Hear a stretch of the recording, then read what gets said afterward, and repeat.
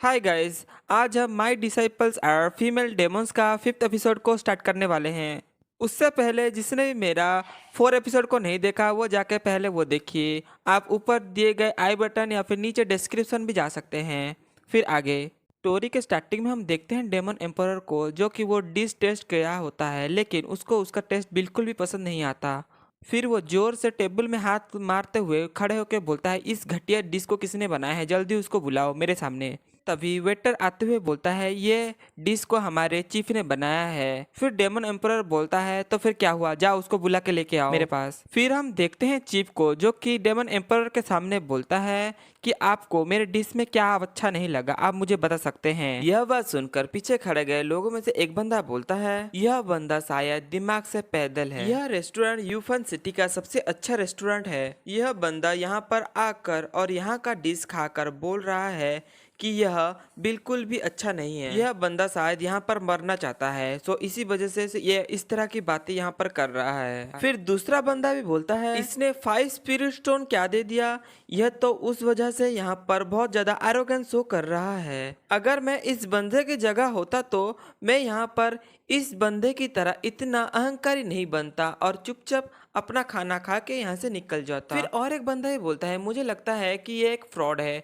और यह सभी लोगों का अटेंशन अपने तरफ लेने के लिए ऐसे कर रहा है। दूसरी तरफ हम देखते हैं डोंग लियो को, जो कि गुस्से के साथ डेमन एम्परर से बोलता है, बताइए मुझे कि आपको मेरे डिश में क्या अच्छा नहीं लगा। फिर यह बात सुनकर डेमन एम्परर बोलता है कि चीफ, आपको पता है कि इस डिश में जो इंग्रेडिएंट्स डाले जाते हैं उसको 45 डेज के लिए सुखाया जाता है, क्योंकि उससे उस डिश का फ्लेवर बहुत ज्यादा बढ़ जाता है। लेकिन आपने इस स्टेप को स्किप कर दिया और उसकी जगह पर आपने फ्रेश इंग्रेडिएंट्स का यूज किया है। सो चीफ, अब आप मुझे बताइए कि आप एक बड़े शेफ बनने के योग्य हैं। फिर यह बात सुनकर वो रेस्टोरेंट का हेड शेफ का तो पसीना छूटने लगता है। फिर डेमन एम्पर और भी बोलते हुए बोलता है, आपने इस डिश में जो रिब्स को डाला है ना ही वो अच्छे तरीके से पकाया गया है, ना ही वो अच्छे तरीके से गर्म किया गया है, और उसके साथ ही फिश का गेलिटन बहुत ज्यादा नरम है और आबालोन भी बहुत ज्यादा सख्त है और ओवर कुक्ड किया गया है। यह सारी बातें सुनते ही वो चीफ बहुत ज्यादा घबरा जाता है और उसके मुंह से पसीना आने लगता है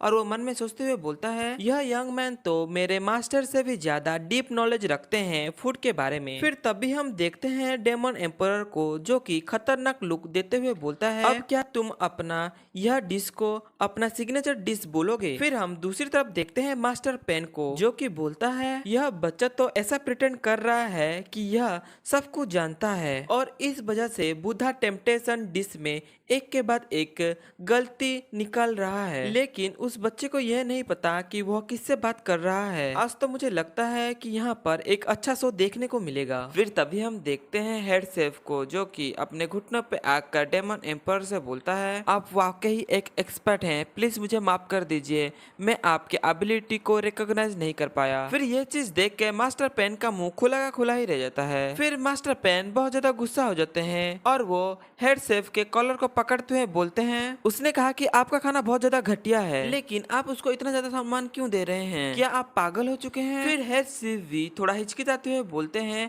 आपने जो कहा वो सच है, लेकिन वो जो डेमोनिक बीज बुद्धा टेम्पटेशन है जिसको कि मैंने बनाया था वो वाकई एक कचरा है। चीफ की यह बातें सुनकर मास्टर पेन अपने दांत रगड़ते हुए बोलते हैं, तो क्या आप यह कहना चाहते हैं कि मुझे कचरा पसंद है। फिर डेमन एम्परर बोलता है कि यह तुम्हारी कोई गलती नहीं है, क्योंकि एक कचरे को हमेशा ही एक कचरा ही पसंद आता है। फिर मास्टर पेन यह बात सुनकर बहुत ज्यादा गुस्सा हो जाते हैं और वो गुस्से के साथ बोलते हैं, तुमने अभी क्या बोला और एक बार बोलना जरा। फिर यह बात सुनकर डेमन एम्परर घाव पर नमक छिड़कते हुए बोलते हैं, एक घटिया लड़के को हमेशा एक घटिया चीजें ही पसंद आते हैं। क्या अब तुम्हें ठीक से सुनाई दिया कि मैंने अभी क्या कहा। फिर हम दूसरी तरफ देखते हैं मास्टर पेन को, जो कि बहुत ज्यादा गुस्सा हो जाते हैं और उसके साथ ही वो अपने हाथ में एक एनर्जी बॉल बनाकर डेमन एम्परर को मारने के लिए उसकी तरफ बढ़ जाते हैं। लेकिन तभी हम देखते हैं डेमन एम्परर को, जो कि अपना बहुत ज्यादा स्पीड का इस्तेमाल करते हुए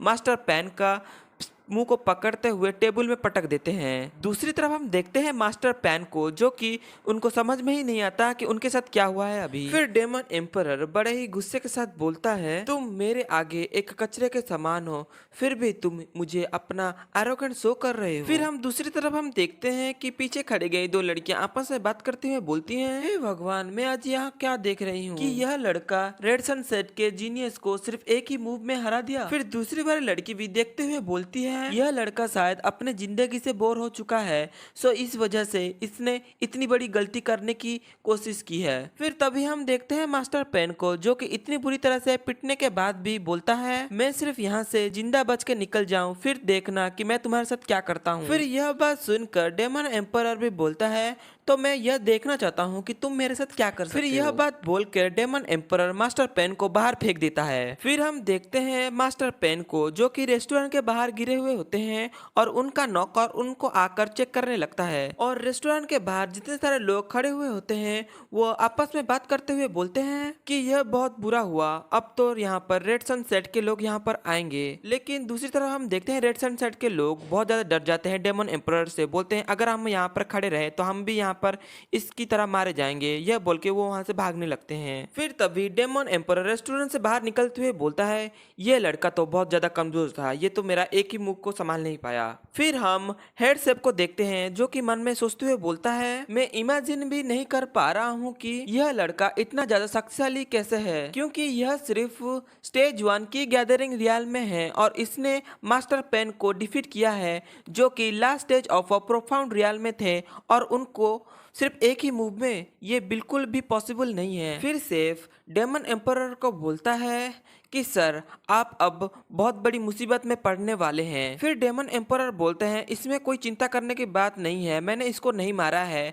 मैंने सिर्फ इसका कल्टीवेशन को डिस्ट्रॉय किया है। फिर यह बात सुनकर चिप का तो पसीना छूटने लगता है और वो वहाँ पर खड़े खड़े कांपने लगते हैं। फिर वो बोलते हैं, क्या आपने वाकई इसका कल्टीवेशन को डिस्ट्रॉय किया है? आप चाहते तो इसको मार भी सकते हैं। फिर वो कांपते हुए बोलता है, मैं आपके कुछ समय के लिए मदद कर सकता हूँ, आपके छुपने के लिए और छुप के यहाँ से भागने के लिए। अगर आपने ऐसा नहीं किया तो मैं आपको एक बात बताना चाहता हूँ, रेड सन सेक्ट सबसे पावरफुल सेक्ट है यूफैन सिटी का, और रेड सन सेट के कुछ एल्डर सेंट रियल में भी पहुंच चुके हैं। और उसके साथ ही रेड सन सेट के लीडर एक सेंचुरी पहले ही सेंट किंग रियल में ब्रेक थ्रू कर चुके हैं, लेकिन अब किसी को नहीं पता उनके लीडर अब कौन से रियल में हैं। और आपने रेड सनसेट का कोल्ड डिसाइपल का कल्टीवेशन को डिस्ट्रॉय किया है, तो इस वजह से वो आपसे जरूर ही अपना बदला लेंगे। फिर यह बात सुनकर डेमन एम्परर हंसते हुए बोलता है, मैंने तो सिर्फ उसका कल्टीवेशन ही डिस्ट्रॉय किया है, इससे कुछ नहीं होगा, तुम पहले मुझे कुछ खाने को दो क्योंकि मुझे बहुत जोर से भूख लगी है। फिर हम देखते हैं सेफ को, जो कि बोलता है, मुझे बिलीव ही नहीं होता कि ये बंदा अपने खाने के बारे में सोच रहा है,